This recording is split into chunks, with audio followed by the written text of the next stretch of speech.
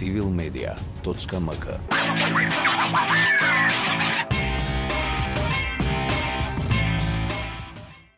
Добре дојдовте. Ова се Кратки нозе. Заедно со вас разоткриваме нова серија дезинформации со цврсти факти и аргументи. Во оваа епизода откриваме дезинформации за ветувањата на кандидатите за скопски градоначалник за загадувањето.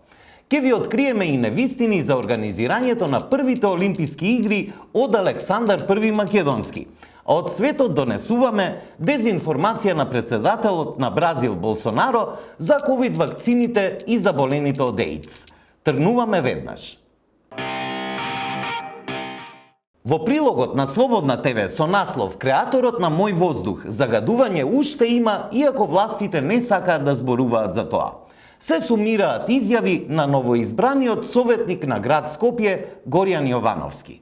За разлика од претходните локални избори, кога главно ветување на идните градоначалници беше дека ќе го намалат загадувањето на воздухот, овој пат такво ветување не слушнавме од никого. Креаторот на апликацијата Мој воздух и нов член во Советот на град Скопје Горијан Јовановски денеска во утрински брифинг рече дека во последните 7 години, откако тој се занимава со екоактивизам, никој од власта не направил ништо за да се подобри квалитетот на воздухот, се вели во содржината.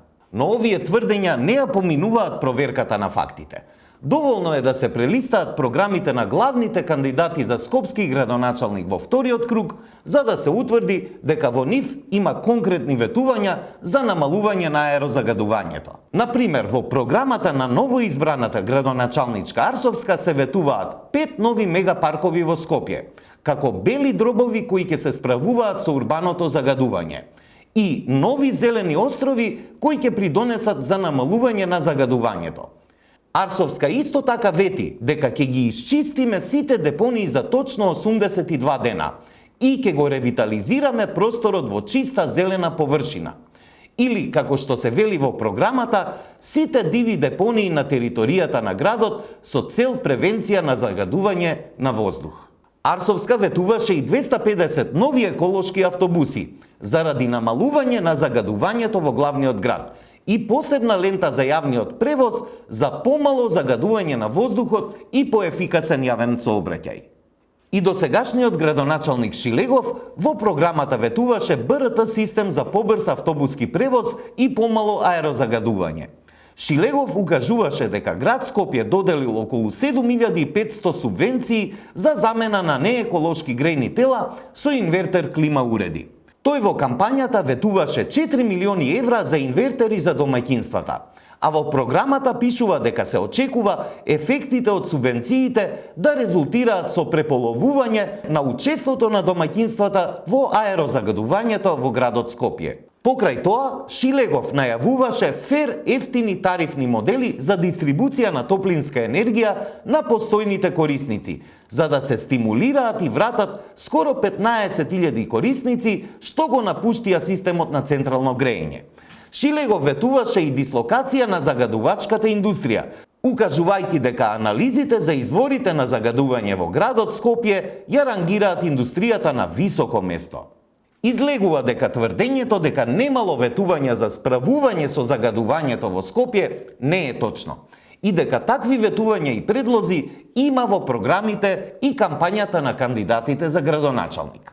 Исто така, не е точно тврдењето дека во последниве 7 години никој од власта не направил ништо за да се подобри квалитетот на воздухот, за што објавивме факти во претходните епизоди на Кратки нозе.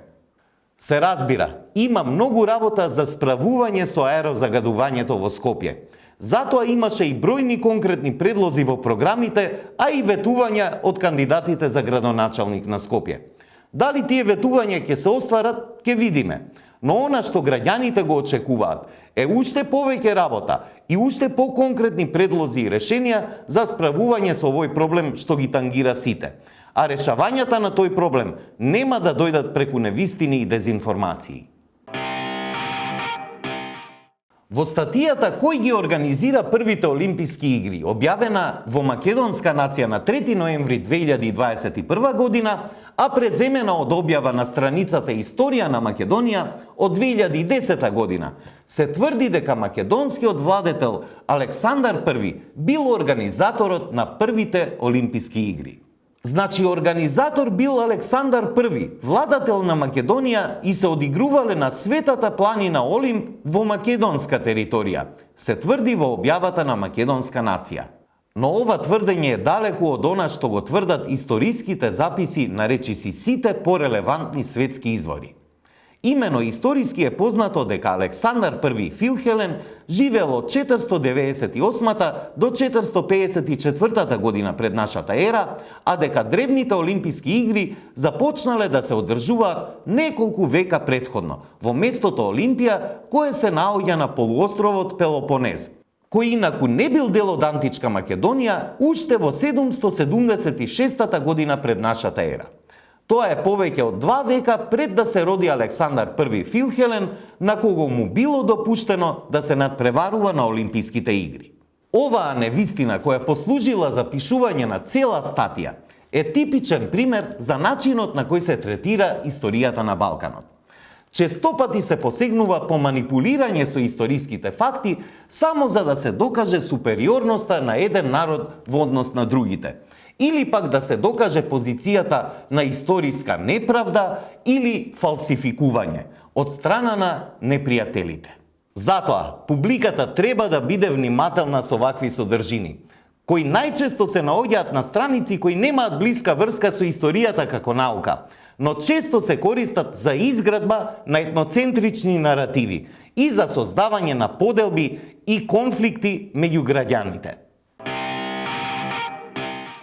Во овие кратки нозе зборуваме и за дезинформации од светската сцена. Бразилскиот председател Болсонаро во пренос во живо пред 2 недели изнесе тврдење дека британските државјани развиваат сида побргу од очекуваното, откако примиле по 2 дози вакцина против COVID-19. Оваа дезинформација на Болсонаро, кој постојано објавува неточни тврдења за COVID-19 и вакцинацијата, предизвика реакција и од инфектолозите, но и од компаниите кои управуваат со социјалните мрежи.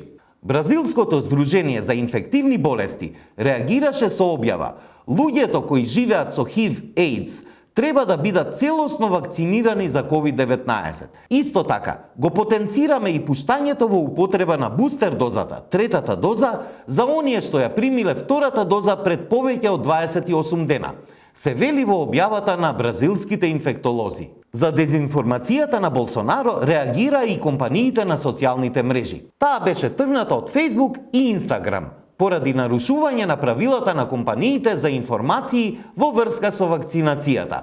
А компанијата YouTube го тргна спорното видео од својата платформа и го казни Болсонаро со неможност за објавување на видеа во траење од 1 недела. Ова е начинот на кој што се справува светот со дезинформациите. Релевантни деманти, вистина наспроти лага и тргање на дезинформациите од етерот за да не се доведат повеќе луѓе во заблуда. Се надеваме дека ваков ефикасен начин на справување со дезинформациите ќе видиме наскоро и кај нас. Тоа беше се во овие кратки нозе. Слободно испраќајте ни содржини за кои сметате дека се дезинформации. Заедно ќе трагаме по вистината. Се гледаме наскоро. Останете со Цивил Медија.